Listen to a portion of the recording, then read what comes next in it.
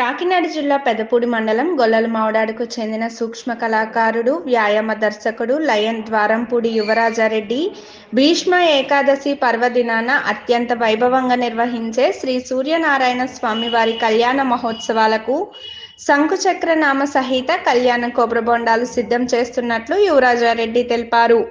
యావత్ భారతదేశంలోనే శ్రీ వైష్ణవ సాంప్రదాయ పద్ధతిలో పూజలు అందుకుంటున్న ఏకైక సూర్య దేవాలయం ప్రత్యక్ష బాణుడిగా కొలిచే ఈ స్వామి కళ్యాణానికి గత 15 సంవత్సరాలుగా ఈ సాంప్రదాయాన్ని కొనసాగిస్తున్నట్లు ఆయన తెలిపారు. సంధ్యా డెకరేషన్స్ వారిచే ప్రత్యేక కొబ్బరి బొండాలను రంగులు, ముత్యాలు, పొడులు, వివిధ అలంకృత సామాగ్రి ఉపయోగించి 3 రోజుల పాటు శ్రమించి ఈ కొబ్బరి బొండాలను సిద్ధం చేయడం జరిగిందని, అలాగే ఈ సంవత్సరం కొత్తగా పెదపూడి మండలం పుట్టకొండ గ్రామంలో స్వయంభుగా వెలిసిన శ్రీ లక్ష్మీ నరసింహస్వామి వారి కళ్యాణ మహోత్సవాలకు కూడా శంకుచక్ర నామ కొబ్బరి బొండాలను సిద్ధం చేసి కుటుంబ సమేతంగా ఆలయంలో అందజేయనున్నట్లు యువరాజారెడ్డి తెలిపారు. శ్రీ ఉషా పద్మిని ఛాయా సోగ్న సమేత శ్రీ సూర్యనారాయణ స్వామి, లక్ష్మీ నరసింహస్వామి వారి కృప ప్రతి ఒక్కరిపైన ఉండి ముక్తిని ప్రసాదించాలని కోరుతున్నట్లు యువరాజారెడ్డి తెలిపారు.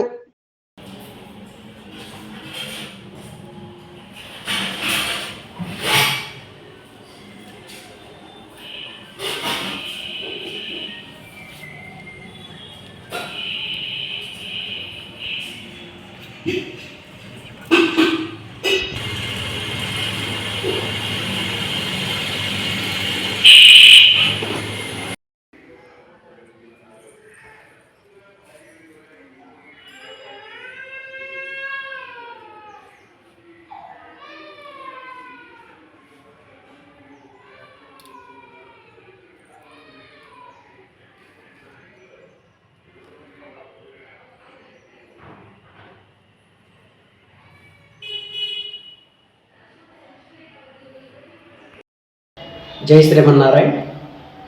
గొల్లలమావుడాడ శ్రీ ఉషా పద్మిని ఛాయా సౌజ్ఞ సమేత శ్రీ సూర్యనారాయణ స్వామి వారి కళ్యాణ మహోత్సవాల్లో భాగంగా నా వంతుగా ప్రతి సంవత్సరం కూడా స్వామివారి కళ్యాణ మహోత్సవాలకు శంకు చక్ర నామ సహిత కొబ్బరి బండాలను సర్వాంగ సుందరంగా తీర్చిదిద్ది స్వామివారి కళ్యాణ మహోత్సవాలకు అందజేయడం జరుగుతూ ఉంది.